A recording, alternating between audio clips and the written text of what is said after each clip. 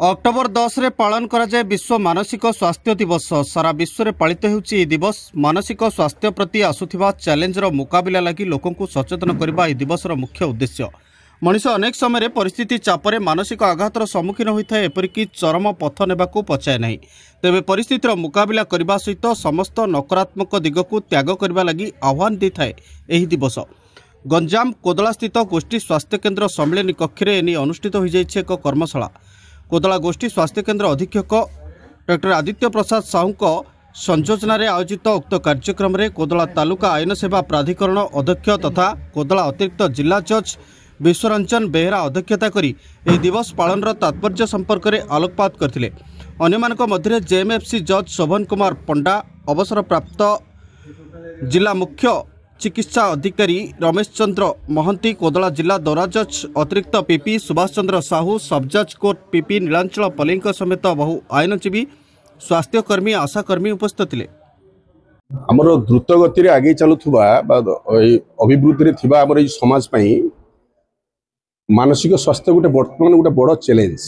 प्रत्येक घरे घरे आप देखिए बयस छोट पिला हूँ बा वयस्क पिला हूँ समस्त गोटे मानसिक स्वास्थ्य गोटे बड़ समस्या हिसाब से देखा देछि।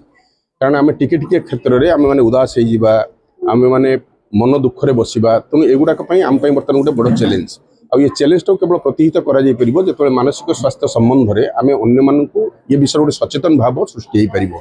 तेणु से आमर आज गोटे क्षुद्र प्रयास आमर जो तालुक कमिटी तरफ आम ये सभाटे आयोजन करूँ समस्त को लेकिन ए विषय समस्त गोटे सचेतन भाव गोटे जरूरी एवं मु भावुची आम किसी मात्रा रे सफल हो। डॉक्टर रमेश चंद्र महांती, एक सीडीएम भद्रक। मानसिक स्वास्थ्य वर्तमान सोसाइटी रे अत्यंत गुरुत्वपूर्ण अवस्था रे अछि। प्रत्येक व्यक्ति ठार आरंभ करके गोष्ठी एवं एपरिक राज्य राष्ट्र मध्य ए मानसिक असंतुलता अच्छी। ए असंतुलता रक्षा करिया पाई याकू निजक रक्षा करने तथा देश जाति को रक्षा करने समस्त को चेष्टा करिया पड़िबो।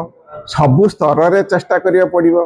मानसिक अवस्था किपरि समस्त शांत रहिबे ए विषय आलोचना करिया पड़िबो। एको बहुत प्रसार प्रचार करी लोक मानक मध्य से संतुलनता रक्षा कले जाई आमे आम समाज को रक्षा करि परिबा एवं भविष्य को रक्षा करि परिबा।